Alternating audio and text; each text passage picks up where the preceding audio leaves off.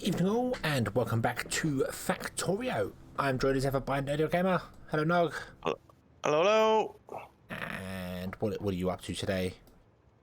I am going to try and set up a green science outpost up here where I am, where there's some 4.1 million uranium, some 10 million stone, and 8.3 million copper. So I'm going to build to the left of that, or to the west of that. Okie dokie. I am going to start making grenades. Because we need them, don't we? We do. Trees. No, trees. Science. Oh, right. Science. No trees. I'm going to make the absolute bare minimum so there's no spare grenades. They all get used for science.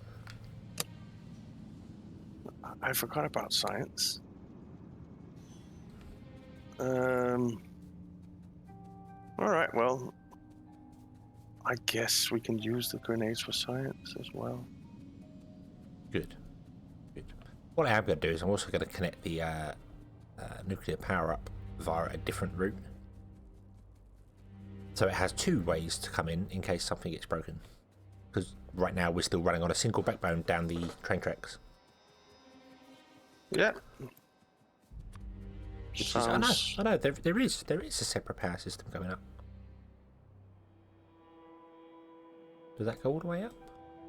Connect. Yes, it does. Okay, so there are two connections from our nuclear power to our main base.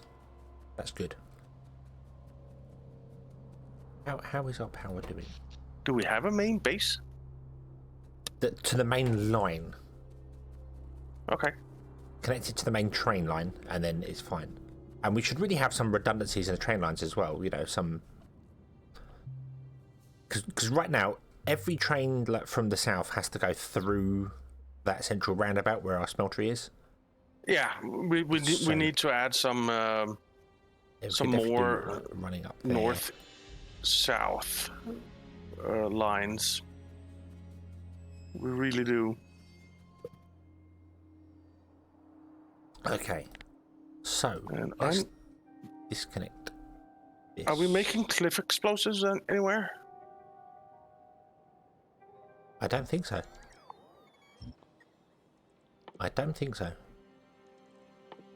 Okay. No, we're definitely not making barrels or explosives or anything like that at all. So I'm afraid not. Okay. Fine.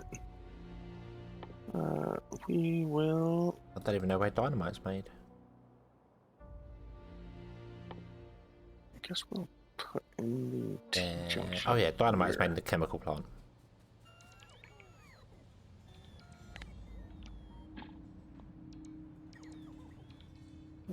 T-junction. So, I want one of those. No, we want a 4-lane. No, I don't. T-junction roundabout. That's what I'm building.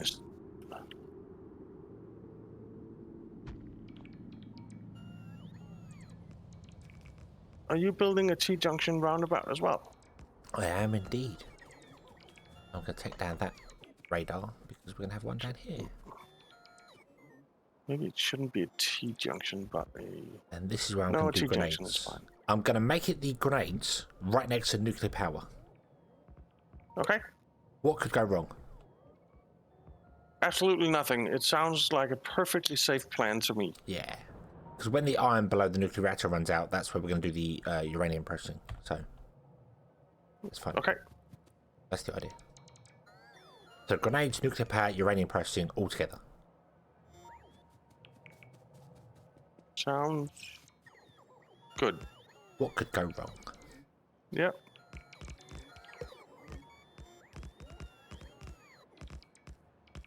And setting up the green science shouldn't take more than 5 minutes, right? Should be reasonably Famous easy. last words. Yeah, well, I learned from my former boss that time is relative. Time is relative. Did you used to work for Einstein? Sorry? Did you used to work for Einstein? Time is relative. Ironstone. Einstein. What? Albert Einstein. Albert Einstein. Okay, I'm with you now. He said that too. But I learned from my former boss that his 5 minutes were not the same as everyone else's 5 minutes. Is that the same as I'll be ready in 5 minutes? Yeah, exactly. Look, Exactly. as I said, a woman's I'll be ready in 5 minutes and a man's I'll be home in 5 minutes from the pub are exactly the same time. Yeah, that sounds right. Yeah. That sounds right.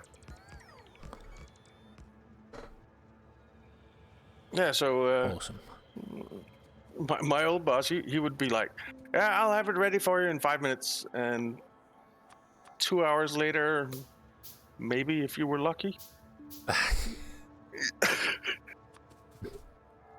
It's only been It 5 was minutes. Yeah, it'll only take me 5 minutes.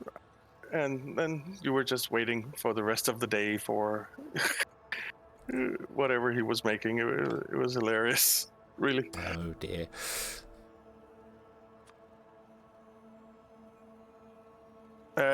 He was a great boss. He was a really good boss. I really liked working with him. But his concept of time was alternate. Yes. Put it that way. Interesting. Don't line up. Where the hell is the parking? Train parking there. We want. I think we want this one. What? And he was also he was funny as hell because one time he was in Istanbul for a meeting. I think he was there for a few days, and when he was traveling home, he he forgot his laptop in the airport. Oh. In Istanbul airport, he just left it on the seat next to him. Oh, nice. So, yeah. So when he landed in Copenhagen, he called up Istanbul airport and said, "Have you found a laptop?" "Yes, we have." "All right, excellent." And then he booked a flight on the return flight that he just came to Copenhagen with, and he flew back to Istanbul to pick up his laptop. That's a little excessive, but yeah, okay. You can't work without your laptop. That's true, but taking a plane to do it's like. It was hilarious. The whole office was laughing at him so hard. So funny. I think I'd be like, do you know what? I want the laptop, but can you send it to me? Yeah. That's what a normal person would have done, but he wasn't normal.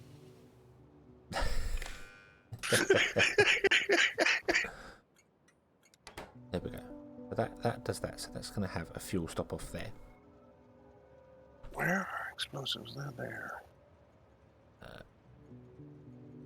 Can you make explosives in your pocket? No. Unfortunately not. Do you have any cliff explosives on you? I have 9. My train has about 100. Oh, nice. Where's your train? Next to me. I will send it up to you. There we go. It's on its way to the track just below you. Thank you. And now I probably need it. Train pickup, but I only want to do this one-sided.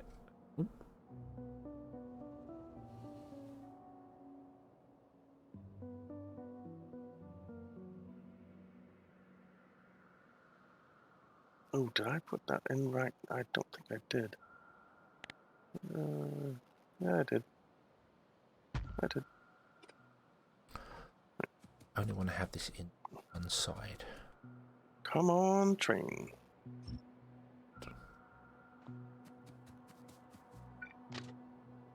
Where's the train? It's coming. You have to be patient with it. It's an old train. You know, it's been around a long time. That's true, but you know, people aren't really patient with the trains, are they? Like standing at the train station, which I'm doing now, it always feels like a waste of time. Like, come on, get there. Wait, what? Hang on, that's wrong. That side. Ooh, is this the one? Is this the one? No. Is this the one? No.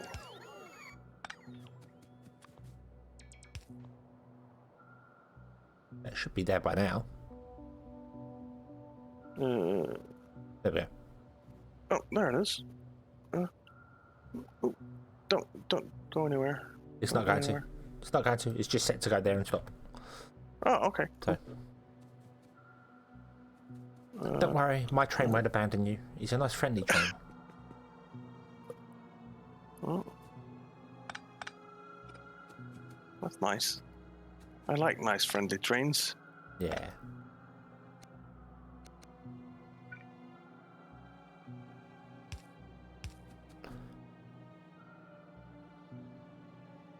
There's well, I don't know if he's there anymore, but I used to take the train to work every day when I was living in Denmark, and normally it was just like, okay, let's get this over with, 45 minutes.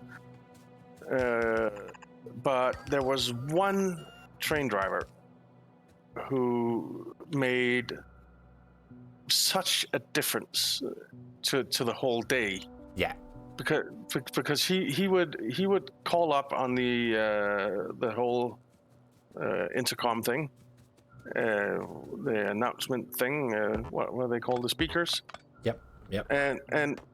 And he would be like, "Good morning, everyone. It's Monday. I know it sucks, but just think about it. Pretty soon it's going to be weekend again, and we can all enjoy it. And I know you all love your work." And he was just, it was just amazing. Whenever this train driver, he was the driver. When he started speaking, everyone stopped looking at their phone. Everyone stopped reading the newspaper. They just listened to him because his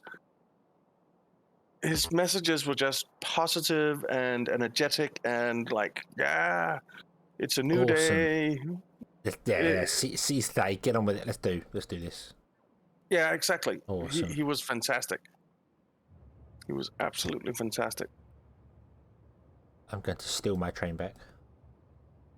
All right. Because I need to steal from it. Yeah. It's nice when you get people like that do things. I've noticed. I don't know what station it is in London, but somebody's writing up on the board, the notice board there, like positive quotes for the day and how great things are and how fantastic, and people are taking pictures of it and posting it on social media. It's like, whoever's doing that, good job, well done. Yeah, absolutely. You know, it's not a great deal, but if somebody stops and reads that, it's gonna make someone smile, and if you can make someone smile, always do that. Yes, absolutely. Yeah. That's the only pyramid scheme I ever subscribe to. You know, make two people smile, and if they go off and make two people smile, by the end of the week, everyone will be smiling. Yeah, that sounds like a good philosophy to me.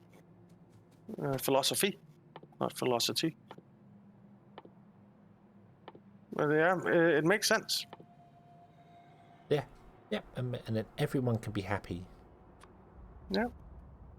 Right, so we need 10 coal and 5 iron plates. Don't need 2 stations for this. All right. It's one train each. It's fine. But it is going to be an awful lot of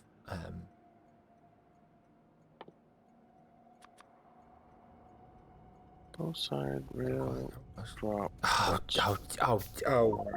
You would. I would what? I took all the gears out of my train and dumped it in the splitter one, going, yeah, it's fine, I don't need it anymore.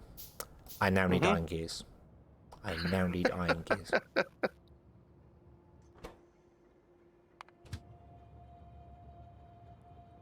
Yeah, so this is the way I want it.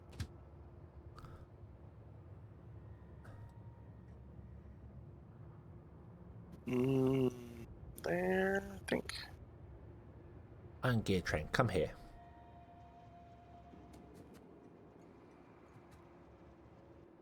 Because I need to make 100 assembly machines. Well, that's all. That's required to make, it makes 562 grenades a minute. All right. And we only need 500 for the science. But, you know, 4 lines to 25 just makes sense in my head. Also, I need to figure out the space for them because they need to go down. So that means I get not across it. 26 grenades a second for blowing up trees. Yeah, 62.5 awesome. Grenades a minute. Yeah, so basically you get 1 grenade a second. Just over. Okay. Well, that's fine. That'll keep me happy. So you best keep up because I don't want this backing up. So you best come and use 1 grenade a second. Okay. Man, I'm gonna kill a lot of trees.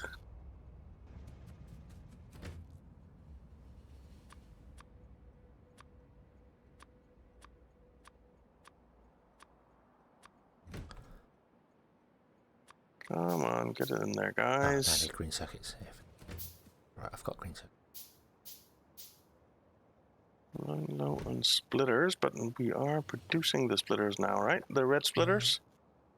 Are we? Yes. Outstanding. We are producing them. There is no train to pick them up. Oh, okay. So, where? do you know what? No, we're not producing them. I didn't even finish that. I got distracted. Yeah, I was just looking at it. I was like, what? Where are the splitters being made? But they're not. Yeah, I was in the middle of doing something and then got distracted. That happens. So,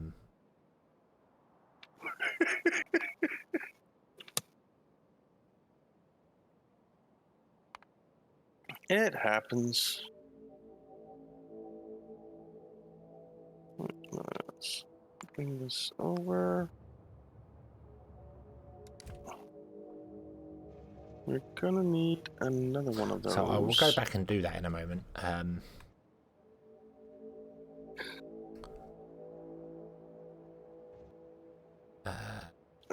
First and foremost, I need to make. Let's drop off. I put in there. Both-sided rail drop belts forward. No, that was one-sided. Damn it! Don't click before you actually read the words. Both-sided rail drop belts forward.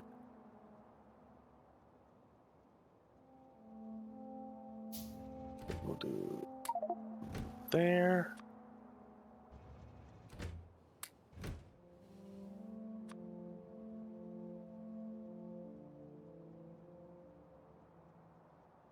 Need 45 of those, and I can't make any more of those because I need more iron plates.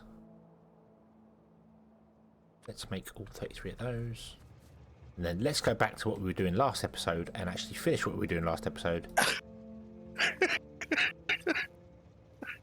I can't... What? Oh, because it was fuel. It was fuel. That's what it was. I noticed that the yellow... I put the train in to pick up the yellow splitters, and it was like, oh, it's got no fuel, so I need to fix that. And then when I was doing the fuel, I was like, coal, grenades. Oh yeah, that's next. Well, makes sense. Oh, look, a squirrel. Quick. Yeah.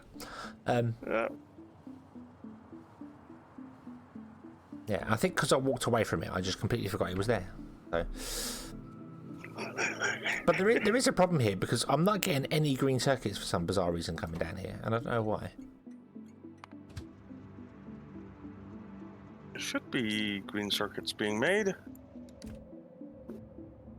And there are, but they're not. What are we missing? We are missing copper cable. Why are we missing copper cable?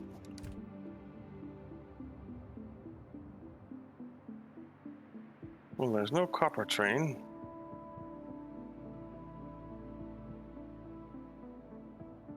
Wait, where's... No...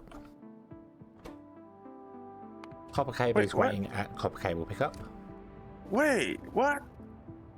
The train stop was changed to be an iron plate drop-off instead of a copper plate drop-off. So now there's a ton of iron plate on there.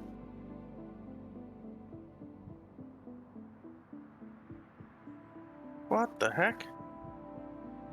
Right. I'll be honest, How the hell did that happen? I might have done that. I go to the map and I copy things, like copy track stations. Mm-hmm. So I copy one to another, and it's possible that I pasted instead of copied.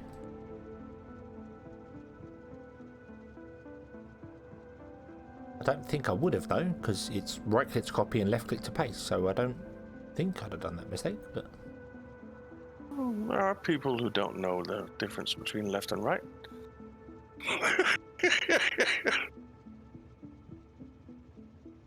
But there's definitely a lot of iron where it shouldn't be. I used to suffer from that a lot. I used to suffer from not knowing my left and right at all until I started driving, and then it just clicked and worked for me. I'm like, oh yeah. Oh, really? I don't know why. Okay. I don't know why driving did it to me. I don't know. I think because my driving instructor, he used to go, right, we're going to take the next left. I'd indicate right, and he'd go, your other left. And he never he never took the mickey out of me. He just said, he just said that all the time. And oh yeah, that way instead. Yeah, So okay. and also, no, I think I know, because my driving instructor also said if you hold your index finger and your thumb up, L is left. If you hold them both up like that and you look at them, Yeah, okay.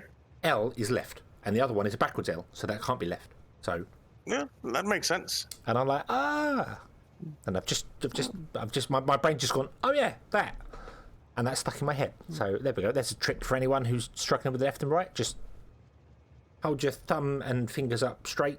Your fingers up straight and your thumb out, and it will make an L with your hand. There we Makes go. sense. Now, where are we going, and why is there a train station called Meat Sack? Where's Meat Sack? That's the Red Science pickup. Oh, okay.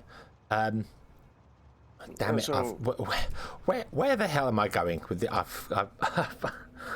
I'm going to the green, to the copper cable, aren't I? Well, I can go fix that. I don't know where. I don't know where it is.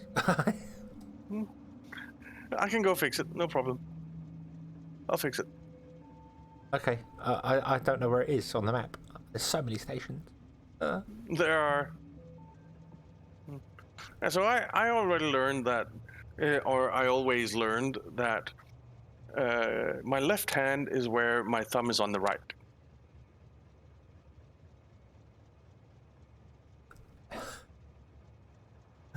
Is that helpful? No.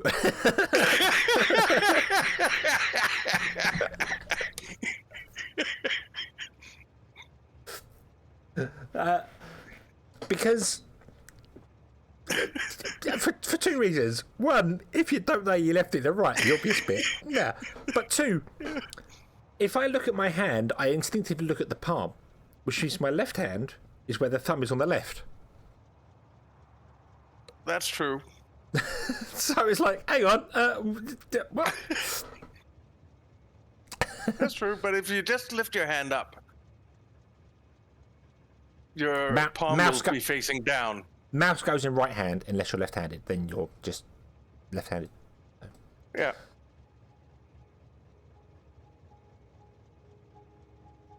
Well, I am left-handed, but I use my mouse like normal people. Sorry, left-handed people. So I use my mouse in my right hand.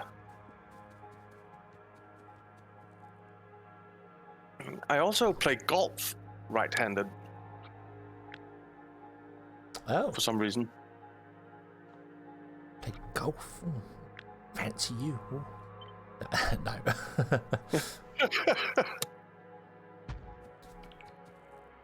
Love playing golf. It's fun. But I haven't played for years because I moved to Thailand and it's too hot to play golf in Thailand. Oh, is it? Having never been to Thailand, I mean, I know it's further south than us, so it's closer to the equator, makes it hotter. Yeah, it's tropical, so... I don't know what wind and stuff is like there, because, oh,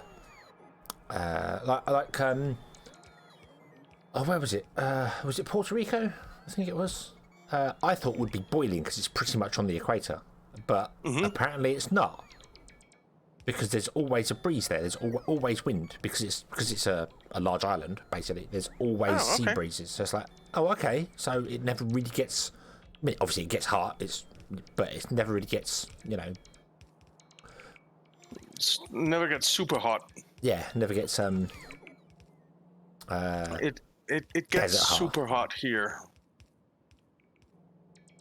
It gets super hot here. I mean, it's.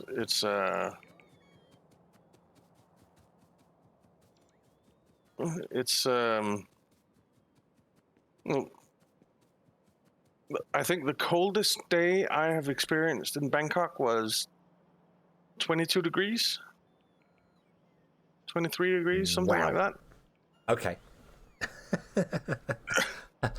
Having a very quick look at the weather just now, it's 8 degrees outside. Yeah. So, yeah, it's cold. It's a little bit hotter here. Why isn't it picking up? Oh, because it's a filter inserter. Damn it, I don't have any more fast inserters.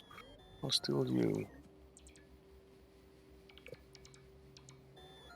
Yeah, so I mean, during the summer season, it's like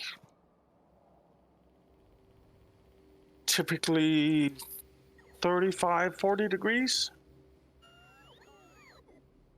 Wow. Yeah, I don't think I could breathe. And the summer season is coming. It'll be in a couple of weeks, 3 weeks, 4 weeks. So it's going to be spring here in 2 weeks. So yeah.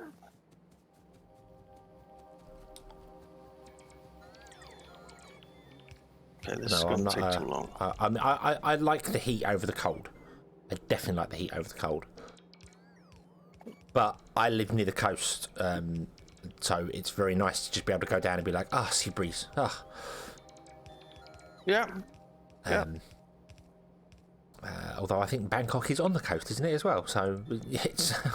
Bangkok isn't exactly on the coast, but it's a few hours drive to the coast. Oh, okay. Yeah, I'm a bit closer than that. I walk, not that you can see me pointing, but I walk that way down the hill, and there's the channel. There's the English Channel. Hey. Oh, okay. So, and on a clear day like today, nice. I could probably see France if I look out. So yeah. Oh, that's cool. Is it France or Germany we can see from?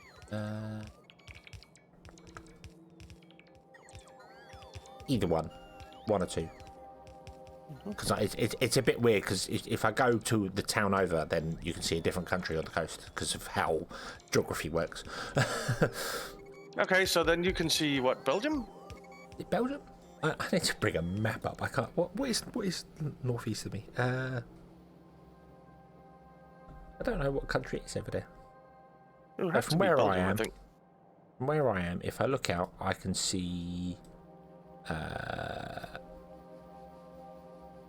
Yeah, it would be. Well, if I look north from where I am, I actually see the rest of England because you go across the Thames Estuary and you see stuff for there. But yeah, if I look west of where I am, then yeah, it's Belgium. Yeah. Belgium and maybe a bit of Netherlands. Yeah. I don't quite know. Obviously, yeah, you can't make anything out. It's just like, oh, there's land ho. That's about it. So, Yeah, exactly. So. But it's nice. It's nice to be able to be like, hey, look, I can see another country. When I have friends over in the States that are like, yeah, I could drive for 4 hours and still be in my back garden. Yeah, exactly. It's like I could drive for 4 hours and literally visit 4 countries. Yeah. Absolutely. Europe is a tiny little place. It's great. It is. It is a tiny little place, and people who don't live in Europe don't really get that it's actually quite small. Yeah. I mean, a day's journey, you can be south of France from where I am, and be enjoying Greece or yeah. I think I could jump on the Channel Tunnel, and I can do France, Belgium, Netherlands, Germany, all within about 4 hours. I think at a push. Yeah. In a day, I could definitely visit 5 countries in one day. Yeah, absolutely. So when I was living in Denmark, when we went on skiing vacations, not with my parents, but after I went with my parents, basically we would drive, and it'll be a 12-hour drive from Denmark through Germany to Austria to go skiing. Yep. Go all the way through Germany in 12 hours. And Austria. basically, really? most of the time is actually driving in Austria because it's in the mountains and you have to drive slower and so on. So probably half of the journey, half of the 12 hours are actually in Austria on mountain roads. Wow. Okay. So if I wanted to just do a day's travel from where I am, then I could do obviously England from where I am, and then France, Belgium, Netherlands, Germany, Austria, Switzerland, and Italy in 1 day. In 1 day of driving, not actually visiting anywhere, just driving through. I could actually get my passport stamped, going to 1, 2, 3, 4, 5, 6, 7 countries in a day, in 24 hours. That's madness. Yeah. That sounds right. That is a bit of madness. It is. It is, and I mean, when I was working in Bali in Indonesia, there was a huge earthquake on the neighboring island of what's the name? Where the capital is, Jakarta. It's crap. I can't remember the name. Give me a second. I have Google Maps up.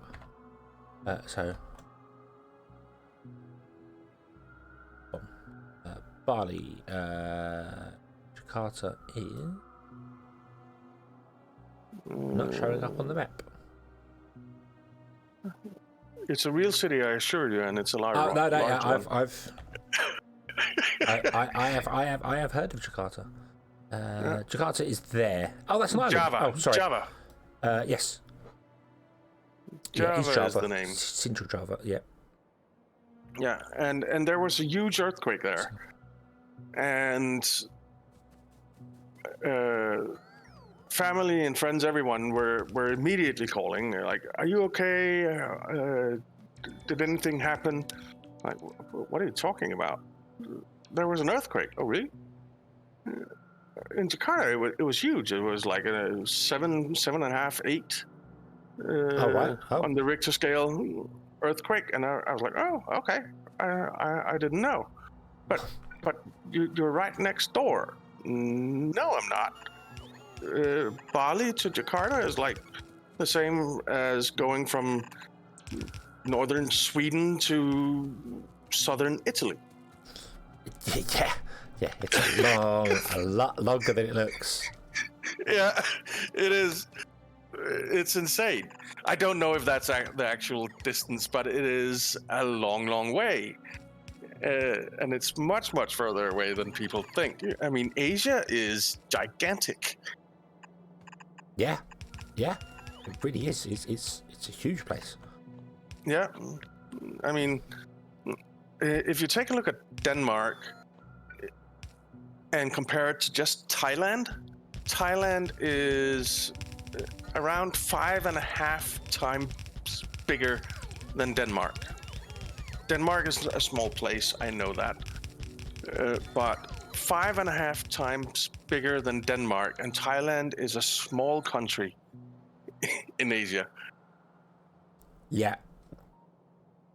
I mean, it's difficult to tell on this thing here, but yeah, Thailand's probably got about the same landmass as just England has, not with Scotland and Ireland, but yeah. So it always astounds me looking at the map and you're just like, okay, so I zoom out and I look at the map. You know what? The United States isn't really that big. North United States. Well, the United States. Yeah, not America. Yeah. Canada is way bigger. Canada is way bigger. Way bigger. And in fact, to be honest with you, Alaska is probably about half the Alaska landmass is probably just as big as the United States, really, looking at it. Maybe not quite as big, but... Yeah, that's true. Alaska's a huge territory. And then you come over to Russia, just like Russia is pretty much the rest of the world. That's... Yeah. Well, when it was the Soviet Union, at least. Oh, God, yeah. It was massive, wasn't it? It was way bigger than it is now, so... Yeah. So, yeah, it's crazy. But we're also out of time, which is also crazy. Geography. We've been speaking geography and speaking the world and chilling out, and it's all great. Yeah. It's all good. But we are out of time. You are correct. So, and I still didn't connect the red splitters up because I ran out of train. I need more train. Yeah, and I have not cleared out all of the iron because there's just too much of it. It takes a long time to clear this out. Okay. So, yeah, so sorry we haven't been achieving a great deal, but, you know... We had a good chat. Fun. We've been having fun. That's what matters. So I suppose we'll leave this one here and come back next time, shall we? Yeah, let's do that. Okay. So, thank you all very much for watching. We hope you enjoyed this one, and we hope to see you again in the next one. Until then, as always, have fun. Bye-bye.